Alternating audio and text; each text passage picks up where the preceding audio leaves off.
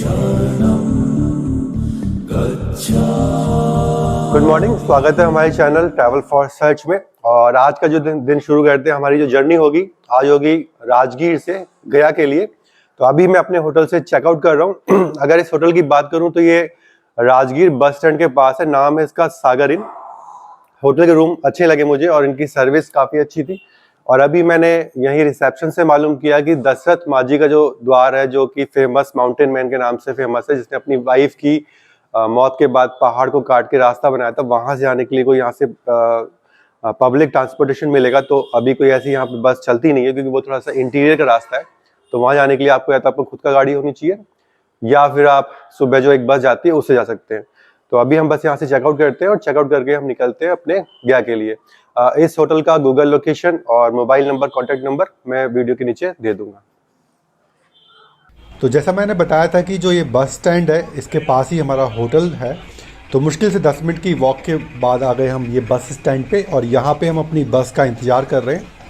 तो 10 मिनट इंतज़ार करने के बाद ये गया जाने वाली बस आ गई है। तो अब हम जा रहे हैं गया। मौसम खुला हुआ है और ये वही रास्ता है जो शांति स्तूप के लिए जाता है, तो वही रास्ता गया के लिए जाता है।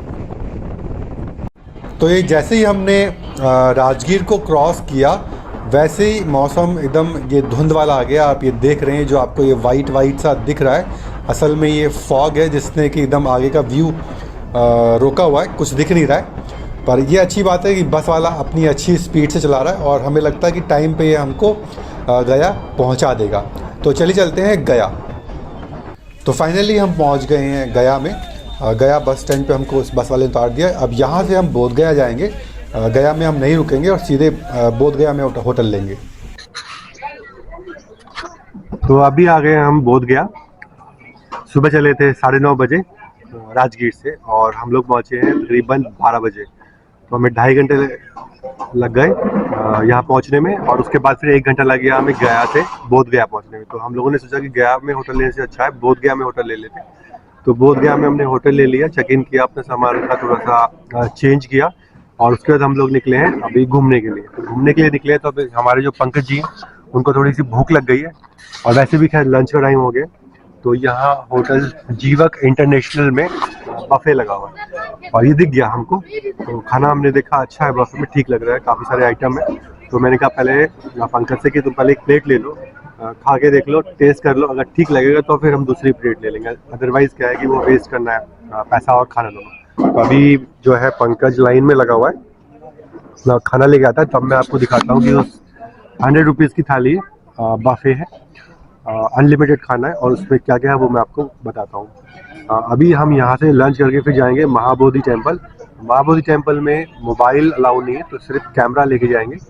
और अभी पहले हम लोग मतलब पंकज पहले लंच चेक कर ले, फिर उसके बाद देखते हैं। और अभी इस टाइम 2 पंकज घूम रहे हैं बोध गया।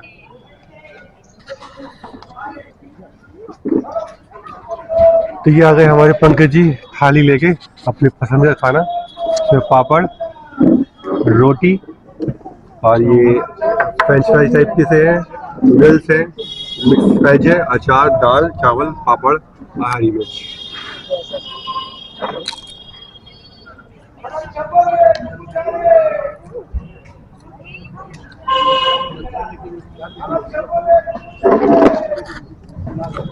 कैसा है खाना?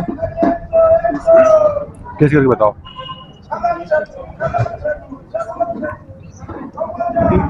ठीक है, मतलब कोई खास नहीं, ठीक है बस। और कुछ मैं लूँ या नहीं लूँ?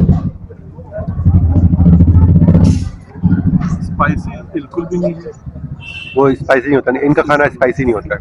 नहीं, टेस्ट कैसा है, मतलब खाने लायक है कि नहीं है? ठीक है, चाप बहुत अच्छा लगा, यानी कि मैं नहीं लूँ। मेरे ख्याल से तो अब ये डिसाइड हुआ कि मैं नहीं लूँगा, अभी सिर्फ पंकज यहाँ पे लंच करेगा, मैं कुछ और देखता हूँ फिर। कुछ और नहीं। तो लंच मैंने किया नहीं है, सीधे आ गए महाबोधि टेम्पल देखने के लिए। अभी मैं महाबोधि टेम्पल के अंदर घुस गया हूँ, और यहाँ पे हमारे साथ बहुत बुरा चोट हुआ है। पंकज और मैं दोनों बिछुड़ गए, क्योंकि काफ़ी तगड़ी यहाँ पे सिक्योरिटी थी और लॉकर फैसिलिटी है, तो आपको सारा सामान लॉकर के अंदर रखना पड़ता है। कुछ भी कुछ भी अलाउ नहीं है इलेक्ट्रॉनिक आइटम जो भी होता है, यानी कि आपके पास अगर आपने इलेक्ट्रॉनिक घड़ी, डिजिटल घड़ी पहनी हुई तो वो तक आपको लॉकर में रखनी पड़ती है। डेटा केबल भी आपको अलाउ नहीं करते हैं कई बार। तो पंकज लग गया था एक लाइन में मोबाइल रखने की, क्योंकि पहले हमको लगा कि शायद मोबाइल हम रख देंगे खाली और उससे हमारा काम चल जाएगा।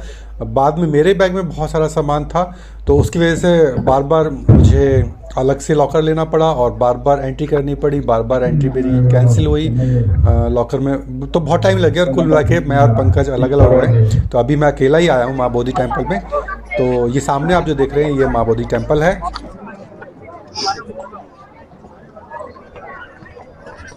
तो फाइनली मैं महाबोधि टेम्पल के अंदर एंट्री कर गया। बड़ी दिक्कत हुई एक्चुअली, क्या यहाँ पे बहुत टाइट सिक्योरिटी है और सिक्योरिटी होने की वजह से बार बार मेरा बैग जो है उसमें मशीन में आ रहा था, ट्रेज में। तो मोबाइल को कुछ भी इलेक्ट्रॉनिक आइटम, कुछ भी आपके पास अगर मान लो ईयरपॉड भी है, इलेक्ट्रॉनिक घड़ी है, उसको भी उन्होंने कई बार मना कर देते हैं, इतनी ज़्यादा यहाँ पे सिक्योरिटी है। तो पहले मैंने मोबाइल जमा करवा दिया, मेरे साथ जो पंकज है आया है उसने मोबाइल जमा करवा दिया। अब मुझे लगा कि मैं बैग अलग से जमा करवा देता हूँ, तो वो कहने लगे कि बैग जमा नहीं होगा। अब मेरे बैग में रखा था पावर बैंक और माइक्रोफोन, तो मैं लेके चला गया, वो वहाँ पे दोबारा आ गया, फिर उन्होंने मुझे वापस भेजा। अब वो जो पावर बैंक है वो मुझे याद नहीं था, वो बैग में रह गया। तो मैं थर्ड टाइम दोबारा गया, फिर वो पावर बैंक ट्रेस हो गया और वो पावर बैंक ट्रेस होने के बाद फिर उन्होंने मुझे वापस भेज दिया। फिर मैं गया पावर बैंक रख के आया लॉकर में, फिर मैं दोबारा आया सिक्योरिटी में फिर दोबारा मेरा बैग पकड़ में आ गया उसमें। अब उसको मैनुअली चेक किया क्योंकि वो मशीन में आ रहा था, पर प्रॉपरली कुछ उसमें मिल नहीं रहा था। तो फाइनली उन लोगों ने उसमें एक स्विस नाइफ रखा था जो मैंने फ्रूट्स काटने के लिए रखा था, वो निकाला और मेरी डेटा केबल जितनी थी वो सारी उसमें से निकाल दी, यानी कि पेन ड्राइव तक भी आपको अलाउ नहीं करते। तो बहुत ज़्यादा सिक्योरिटी है, तो आप अगर यहाँ आए तो एकदम खाली आता है, कुछ भी नहीं लाए। एक्शन कैमरा और जो मोबाइल अलाउ नहीं है, तो मोबाइल भी आपको लॉकर में रखना पड़ेगा। इसके अलावा आपको एक्शन कैमरा और जो बड़े वाले कैमरा होते हैं उसके लिए आपको टिकट करवाना पड़ेगा, और जिसमें एक्शन कैमरा या छोटे जो हैंडी कैमरा है उनके लिए टिकट है 300 रुपीज़ चार्ज, और जो बड़ा कैमरा है उसके लिए 500 रुपीज़, जो प्रॉपर वीडियोग्राफी के लिए। ये मंदिर इतना बड़ा है और ये एरिया इतना बड़ा है, मुझे नहीं लगता कि मैं अकेला इसे घूम सकता हूँ, तो मुझे गाइड करना पड़ेगा। तो मैं गाइड करता हूँ और आप बने रहिए इस वीडियो में, क्योंकि वीडियो हो सकता है लंबा है, क्योंकि ये गाइडेड टूर होने वाला है और एक गाइड करना पड़ेगा। बिना गाइड के इस जगह घूमना एकदम बेकार है, तो एक गाइड ढूंढते हैं।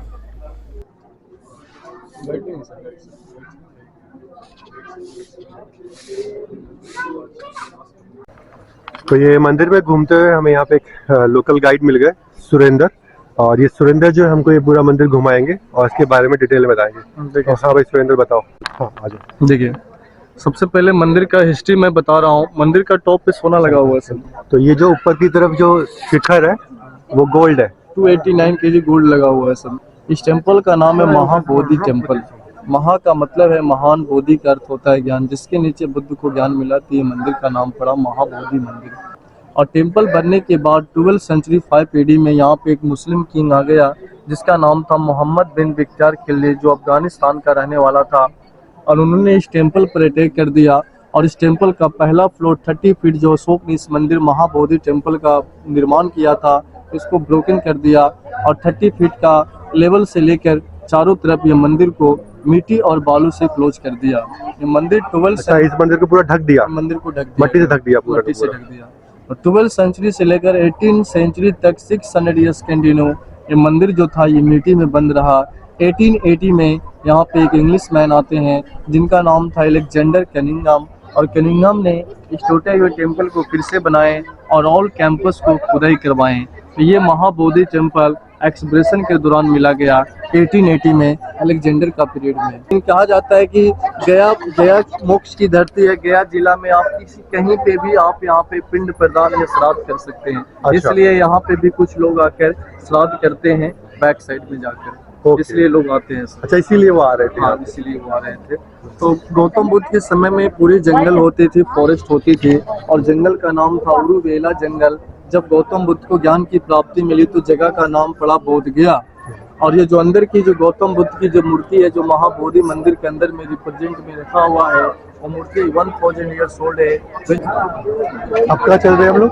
अभी हम लोग बोधि ट्री चल रहे हैं। अच्छा, बोधि ट्री, जहाँ पे उनको ज्ञान की प्राप्ति हुई थी। जी जी।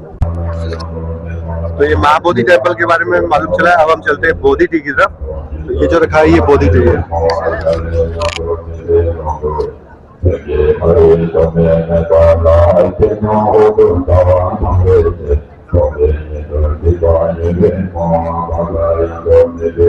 इधर में आ जाइए। ये देखिए, आपको यहाँ पे बुद्ध का फुटप्रिंट्स है जो आप देख सकते हैं, जो फूल से ढका हुआ है। ये सम्राट अशोक राजा ने बनाया था आज से लगभग 3 सेंचुरी बीसी में। 2300 ईयर्स ओल्ड है। इसको इमेजिन करके बनाया है, कल्पना करके बनाया, अनुमान लगा के। अच्छा, ये अशोका ने बनाया ये वैसे अशोका ने सोच के कि भाई ऐसे उनके पैर होंगे। एक्चुअल में पैर नहीं है। एक्चुअल में पैर नहीं है। और इसी को हम महाबोधि ट्री कहते हैं, बोधि ट्री कहते हैं। इसी बोधि ट्री का नीचे में गौतम बुद्ध को ज्ञान की प्राप्ति मिली थी वैशाख पूर्णिमा की रात में, जिसको बुद्ध पूर्णिमा के नाम से जानते हैं। आज से लगभग 2600 ईयर्स पहले 6 सेंचुरी बीसी में ज्ञान मिलने के बाद वो राजकुमार सिद्धार्थ से बुद्ध हो गए। उसके बाद में जब बुद्ध यहाँ से चले गए 300 years after Ashoka 3 century BC में आकर जब यहाँ पे आगमन हुआ, वो यहाँ का राजा था। उसके टाइम में ये बारिश पेड़ को काट दिया, तीसरा पेड़ निकला, तीसरा पेड़ आगे वर्षा से गिर गया, समाप्त हो गया। छोटा सा प्लांट यहाँ बच गया। सम्राट अशोक का एक सन, एक डॉटर जो थे महेंद्र और संघमित्र नाम था, जिन्होंने बहुत करने के लिए उस प्लांट को श्रीलंका लेकर गए। बहुत दिनों तक ट्री नहीं रहा। अलेक्जेंडर कैनिंगम आए 1880 में और वो फिर श्रीलंका गए, उसका प्लांट लाए यहाँ लगाए। 4th जनरेशन ट्री है, 140 ईयर्स ओल्ड। ये पेड़ की उम्र हो गई है। एक गौतम बुद्ध का फर्स्ट वीक हो गया, फर्स्ट प्लेस हो गया। यहाँ पे उन्होंने ज्ञान प्राप्ति करने के बाद उन्होंने इस कैंपस के अंदर में 7 जगह में 7 सप्ताह मेडिटेशन किया। तो फर्स्ट वीक का इम्पोर्टेंट मैंने आपको यहाँ पे बता दिया।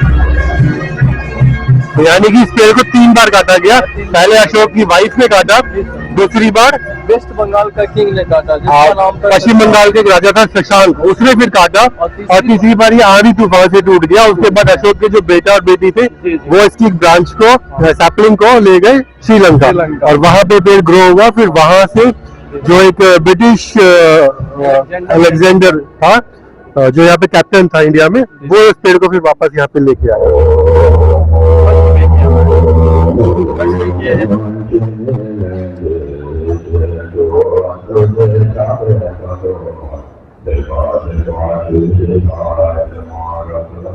देखिए, यहाँ पे जो चबूतरा देख रहे हैं, यहाँ पे छोटे छोटे पत्थर के लोटस स्टोन देख रहे हैं इस प्लेटफॉर्म के अंदर में। गौतम बुद्ध के टाइम में नहीं थे, ये पूरे जंगल होते थे। उरुवेला फॉरेस्ट के नाम से हम इसको जानते थे। लेकिन जब गौतम बुद्ध को ये बोधि ट्री के नीचे में ज्ञान की प्राप्ति मिली तो जगह का नाम पड़ा बोध गया। यहाँ पे गौतम बुद्ध ने ज्ञान प्राप्त करने के बाद तीसरा सप्ताह इस मार्ग पे चलते थे, प्लेटफॉर्म में चलते थे। तो यहाँ पे कहा जाता है कि उनके चरण पढ़ने के क्रम में यहाँ पे एक कमल का फूल निकला जाता है। मतलब जो वो चले तो एक एक पैर जिस पे पड़ता गया, जो लोटस वहाँ पे एक कमल का फूल उगता गया। तो उसी को रिप्रेजेंट करने के लिए अशोक ने यहाँ पे पत्थर के ये लोटस स्टोन बना लोटस स्टोन बना दिए, जो 2300 ईयर्स ओल्ड है। अच्छा, ये इतने पुराने पत्थर है। जी सर। लेकिन 12th सेंचुरी 5 AD में मोहम्मद बिन बख्तियार खिलजी जो अफगानिस्तान का था, ब्रोकन कर दिया। अच्छे सारे पत्थर जो है खिलजी ने फिर तोड़ दिया। 1880 में अलेक्जेंडर कैनिंगम ने इसको डुप्लीकेट बना दिया, एक कॉपी किया गया है। अच्छा, ये सेम वैसे के वैसे फिर बना दी। कॉपी है जो 19 है और एक्चुअल है जो 11 है। 11 स्टोन है और ये 19 है। अच्छा, ये ऊपर जो रखे हैं ये 19 है और ये 11 है। 11 है। तीसरा सप्ताह यहाँ पे मेडिटेशन किए।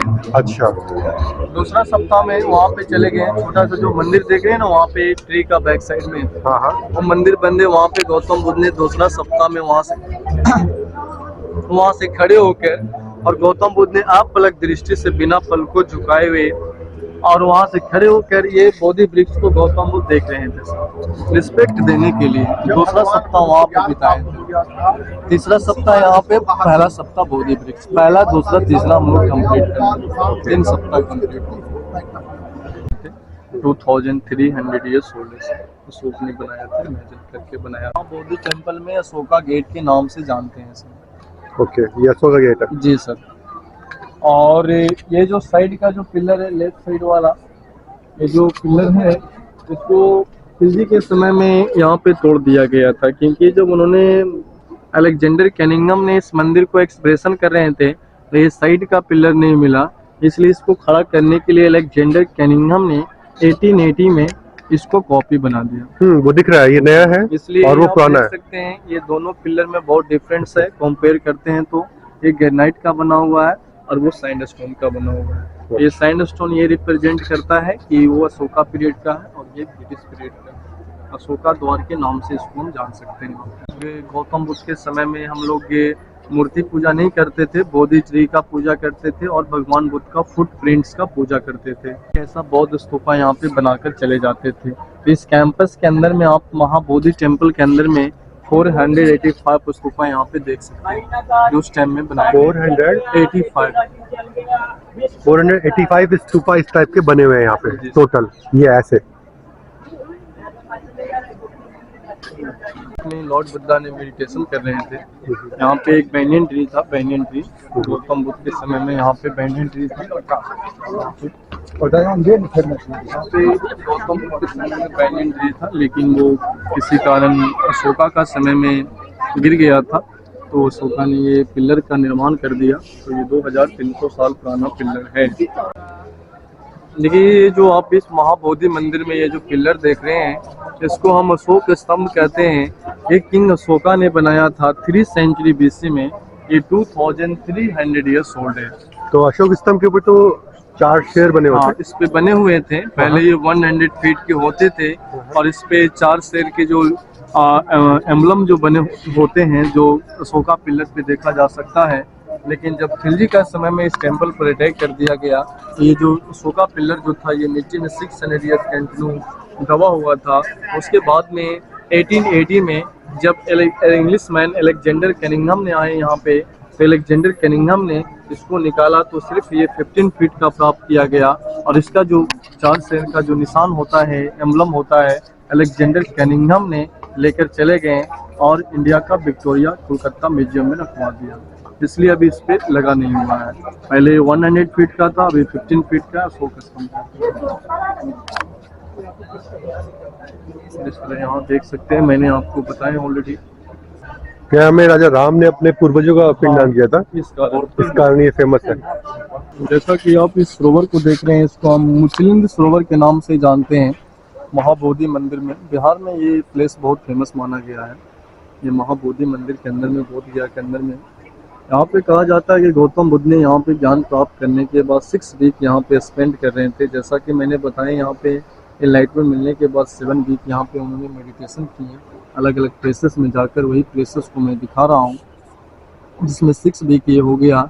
यहाँ पे जब मेडिटेशन के ड्यूरिंग में थे, ध्यान के दौरान में थे, तो यहाँ पे कहा जाता है कि बहुत जोरों की आंधी बरसात तूफान आ गई। यहाँ पे एक मुचलिंद जो एक सांप का नाम हुआ करता था, जो यहाँ पे जंगल में होता था, और मुचलिंद जो नाग वंश का राजा था, और यहाँ पे उस क्रम में आकर गौतम बुद्ध को यहाँ पे बॉडी को प्रोटेक्ट कर तो गौतम बुद्ध जी ने इस सरोवर के बीच में मेडिटेशन किया। सरोवर नहीं थी, ये फॉरेस्ट थी। सरोवर अच्छा, यहाँ फॉरेस्ट। पे अलेक्जेंडर कैनिंघम ने 1880 में बनाया। ओके। और वो जो स्टैचू है और गौतम बुद्ध का जो स्टैचू और स्नेक का जो स्टैचू है, वो 1992 में म्यांमार के लोगों ने अच्छा, मतलब पहले ये पूरा जंगल था और वहाँ पे मेडिटेशन कर रहे थे।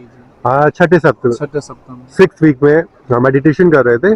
उस टाइम आंधी तूफान आया, तो जो ये मछलिंद करके जो सांप है, उन्होंने उसको कवर किया, रक्षा करी आंधी तूफान से।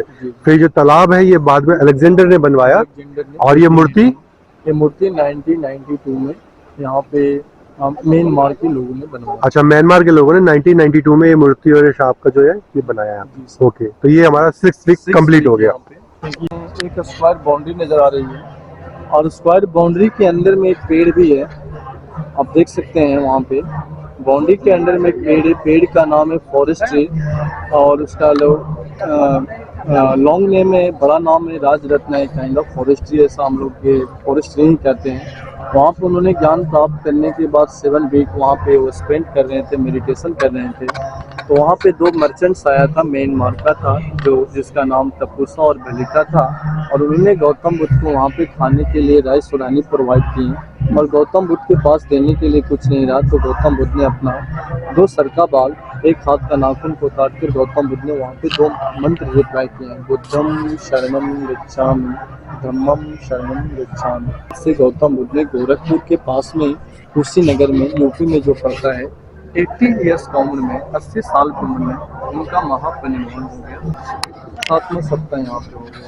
तो सुरेंद्र, ये जैसा तुमने जो ये 7 पॉइंट बताए हैं यहाँ पे पूरे इस महाबोधि कॉम्प्लेक्स में, जी। तो यहाँ पे कोई कुछ और भी है देखने के लिए ये 7 पॉइंट के अलावा? नहीं, ऐसे ही 7 प्लेसिंग है सर यहाँ पे, जो बुद्ध ने बैठ कर 7 सप्ताह ध्यान किए थे। अच्छा, और वो जो एक बड़ी सी जो बुद्ध जी की जो मूर्ति दिखाते हैं गोल्डन कलर की, वो कहाँ पे है फिर? यहाँ पे जो बड़ी सी मूर्ति है, मैंने आपको ऑलरेडी बताया कि ये 80 फीट का स्टैचू है, जो जापान सरकार ने, जापान का गवर्नमेंट ने 2005 में निर्माण किया था। तो 80 फीट स्टैचू के नाम से जाना जाता है, और बिहार में उसको बहुत पॉपुलर माना गया है, तो वो लोग भी देखते हैं। लेकिन उसका जो बाहर में जो भी मंदिर आप देख सकते हैं, उसको हम मोनेस्ट्री कहते हैं, जैसे जापान टेम्पल। नहीं, वो मैं पूछ रहा हूँ मूर्ति है कहाँ, यहाँ से कितनी दूर मूर्ति है? यहाँ से 1 किलोमीटर। 1 किलोमीटर, और वो बोध गया में ही है? बोध गया में। अच्छा, चलो ठीक है। तो ये थे हमारे साथ महाबोधि के गाइड सुरेंद्र। इन्होंने बहुत डिटेल में मुझे बता दिया, काफ़ी कुछ बताया। उम्मीद है आप लोगों को समझ आया होगा, पसंद आया होगा, और आपको कोई भी सवाल है तो कमेंट करके आप पूछ सकते हैं। इसके अलावा मैं इस वीडियो में सुरेंद्र का नंबर दे दूंगा, तो अगर आप यहाँ घूमने आए तो सुरेंद्र से कांटेक्ट कर सकते हैं, और अच्छे तरीके से आप महाबोधि टेम्पल कॉम्प्लेक्स को घूम सकते हैं। अगर सही मायने में बताया जाए तो इस मंदिर को आप गाइड के बिना घूमना एक तरह से बेकार है। तब सिर्फ ऐसा ही है कि जैसे आप आए और देखा और निकल गए, पर अगर आपको सही मायने में जानकारी लेनी है तो आपको एक गाइड मेरे ख्याल से कर लेना चाहिए। तो ये सुरेंद्र ने मुझे बहुत ही अच्छी तरीके से डिटेल में बताया। अगर मैं सारी इन्फॉर्मेशन डालता तो वीडियो बहुत लंबा बनता। तो आप जब भी महाबोधि टेम्पल आएँ तो एक गाइड ज़रूर करें। सुरेंद्र का नंबर भी दे दिया है, ये भी अच्छा गाइड है, आप चाहें तो इस गाइड को भी कर सकते हैं। नंबर्स का मैंने नीचे डिस्क्रिप्शन बॉक्स में दे दिया है।